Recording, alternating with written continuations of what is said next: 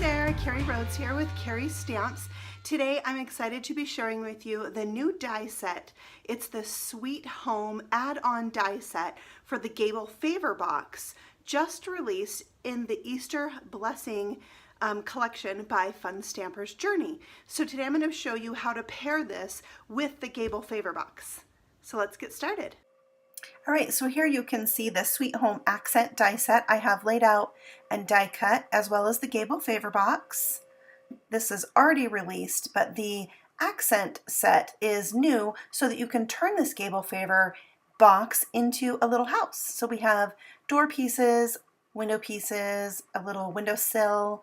We've got this little cloud-like thing that can also be the top of a plant, grass, a little flower pot, and a kitten and a heart too. So you can die cut a Gable Favor box from one 5.5 by 8.5 piece of paper if you just center it over there, and it will fit right in between the cut lines. So you'll have no waste on the side and you'll have the excess to remove at the top and bottom. And you'll just need 2 of those to create a box. You'll hook them together with this little tab on the side. But I like to turn mine into a house before adhering them together. So let me show you some that I've already made and talk about what I did to create them. So this one has a couple extra pieces that I got from the Winter Build-A-Scene die set. In this die set, it has these extra pieces that create this tiny little scallop and a little fence piece. So I used 3 of those little scallops to create the roof on this house, and I just sponged the edges with some of the ink to give them a little depth once I layered them up together. So I actually glued the very first one right onto the box, just so a tiny bit of it hung past the score line, and being careful not to put glue down past that score line. Once it was glued in place, then I trimmed it off. And then I just lined up the others so the scallops were a little bit offset and filled in the space between the score lines. You don't want to go above that handle piece. And once I had them where I wanted them and glued down, I was able to just clip off the ends. So that's how I did the roof. For this little window, I die cut the full window piece and took my scissors and just cut that top part off. So I had a different window option, and I put that right on my door. See this super cute paper? This is also from the Easter Blessings release. It's called Create and Bloom Prints.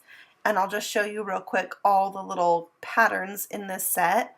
They're really fun, and you get 24 sheets in a pack, so it's such a good deal. You can get a ton of stuff made out of that pack of paper. Now for the little doorknobs, I used these gems from All the Things. That's the name of the set. It has little gems and rhinestones. And here for the fence, I just had to die cut multiple pieces of the fence, overlap them and glue them together, and then I glued some behind to make it more sturdy. So it had a couple layers. Now onto the yellow house, you can see I made the door open. It has a chimney and it has a different roof too. So I used some of that cute paper for several elements here, and the border die set, I picked out one that has some little paper piercing in it. I cut 2 strips of this and then overlapped it in the same way I did on the last house. And you can see I used that extra piece on the door, added a little kitty. Now let me show you how I made the door open. So I took the door die from this accent set. I lined the bottom of the die up with the score line at the bottom of the box, and then I taped it into place. When I'm ready to die cut this, I don't want to die cut the whole thing. I only want to die cut 3 sides. So here I'm going to show you how I lay it on my plate and then carefully line up the plate so it doesn't go over that 4th side, and then run it through. Be very careful of your handle. You might have to fold it in so you don't get it all bent up. Ask me how I know. And then you have a door that opens. Very cute. And you can take one of the die cut doors and glue it over the top for a little alternate color, a little pop of color. And then the chimney is actually the little flower pot, and I just trimmed off those edge pieces. and I thought that works for a chimney. Then I took like a 1/4 of an inch strip of paper and I folded it over 4 times right on itself. It is about a 1/4 of an inch at each fold, but I didn't worry about scoring it.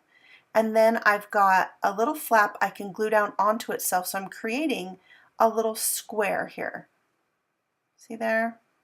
This is what's going to attach the chimney to the house. So we're just creating this little cube, little square piece. And then on one side, you're going to glue on that chimney, and I did find it best to make that paper match the box. On the yellow house, I made that little square white, and I don't like it as much. But you can see 2 sides of it will then glue on to the box. And then I added a little heart with a strip of window sheet. So we're going to save that chimney for later and move on to the next one, which is the greenhouse. I love this one because that paper, I love that pattern, and I used it in lots of different ways. And finally used the grass and put little hearts on my bush and little hearts on the scallops. That is made with another border die set, and first I wrote the roof dimensions 1 3/8 by 2.5 on the inside of my Gable Favor box, so I know this for next time. And I'm going to use one of the scallops from that. And you can see I inserted the paper through the die, so it's only going to cut on the scalloped side. And it removes it, and then you have a piece that will fit as a roof onto your box. I like to make it a little bit longer so I can trim off the ends flush with the box. Now for this little curtain, I used that miniature scallop, again from the Winter Build-A-Scene. I just cut a strip and then stuck it to my window and trimmed off the edges. Now look at this rounded door. Let me show you how I did that. I took a strip of cardstock and cut it down to be about the same width as my die, and then I taped the die down onto the cardstock, and then again I'm only going to put the die where I want it to cut, which is the top half of this. I don't want it to cut into those squares. I run it through just so it cuts the top off. And then we can go ahead and trim it off if it's a little off center, and just shave off that edge. And now you have a cute door with a rounded top. And you can see I saved some other pieces that were cut from green and paper pieced them in there. Now for my orange house, I wanted to make an orange flower pot. So I just die cut one of the kites to get a fun patterned little flower pot. And then I'm using a scrap on the back of my flower pot, so I don't have to cover up too much of that flower pot in order to glue the little bush to it. And it just helps it be a little bit more sturdy. Trim off the back, and then we have a cute colored flower pot, since there's not really an orange patterned paper. And you can see I put a little heart on each of the scallops on that one. Okay, on to the blue house. I did some fun things with this one. First of all, the background is made with the buffalo check stencil. So I thought for my orange house, I would use this stencil on my little roof piece. So this is Tangerine Fusion cardstock. So I'm going to use my Tangerine Fusion ink, and I'll apply that on with a ink blending tool, a little dauber. And I'm just going to tap that on. I don't want to rub it too much because it's really fine lines, and I don't want to scoot the stencil at all, even though I did adhere my paper down to my glass mat. So there you have it. Who doesn't want to live in a buffalo check painted house? So I just clean that ink off my glass mat before moving on so I don't make a mess of anything. Now check out the roof. It has little tiles. I love it. So I saved the negative pieces from the windows I've cut out, and we're going to just tile the roof. So I'm going to glue this onto the one where I messed up the handle of the box, and I'm letting the edge of the square hang down past that scored line again. I just like that little edge, how it sticks up when you fold the box. And then once you would complete your whole entire first row, oh, you can see there that I'm leaving a little hair of a space between. Then when I put on the second row, I overlap them and put the second row on so it's in the middle of two of the tiles. And also the second row will have some that hang off the edge, and you'll just clip those off from the back. And when you have them hang off the edge, it just gives it a more finished and symmetrical look. So you would just finish that out, creating your rows, and then I put a little detail piece at the top to make it look more finished. All right, so I saved the negative pieces from the top of the window too, and I'm going to create a flower with that. So I have a little glue dot laying on a little piece of release paper, and I'm putting the points of those little, they're kind of like raindrop shapes. I'm putting the points onto the glue dot, and I thought it would be fun to kind of make a multicolored flower. So I'm using white and orange pieces that are left over from the windows that I've cut. And then once I have 5 petals, I took another of those gems from the All the Things set and pushed that right into the middle. That also helps secure it in place. And there's my cute little flower. So once I stuck that onto my box, I just drew a little stem. And you can see I die cut the window and the door and used a piece of vellum behind it and then a little curtain. So let me show you how I add the vellum to my windows. I cut out one window and then I glue it down to a piece of vellum. I don't die cut it, but rather go around it with my scissors and cut off the excess. So I'm filling in my open places on my window with vellum. These are now my window panes. And then I'm going to come in with a second die cut window of the same color and kind of make a vellum sandwich here. So it will be a orange window with a piece of vellum and then an orange window. And that is how I made all the windows on all the boxes. And then I took another little scallop and put it in my window, added a heart. And now we're going to take all those fun pieces we made throughout this video and make an orange house. So I took 2 of the die cut squares from the accent set and am gluing them onto a die cut door to make a door with little panels on it. I hadn't made this door on any of the other houses, and I like to make each of them a little bit different. Erasing a little glue that seeped out there. And then I can glue this on top of that door that we partially die cut, so it'll open up to the house like that. And then we can add a little doorknob from the All the Things set right there in the middle, and I just love the different shades of green. And then that window with the vellum in the inside gets glued on, and I made a decision here to make this window a little higher than I had made them on the other houses because, like I said, I want each house to look a little bit different.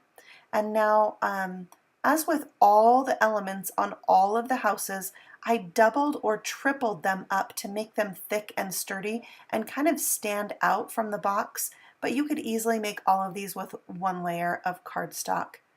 The door is 2 layers because it's glued to the door of the house that opens and closes and then has the panels, so I counted that. And then the kitty, I'm going to glue right on that little flower box on the window. I decided to do a white cat because I had a white cat when I was growing up. So then I'm going to take the heart. I love teeny tiny hearts, so the fact that this die set has a tiny heart in it made me so happy. And I'm just going to put 1 in each of those panels on the door and call it cute. All right, so here is my little flower pot. I'm gluing an extra green bush right on top to give it some dimension and sturdiness. And then I die cut a little flower pot from the light orange cardstock creamsicle.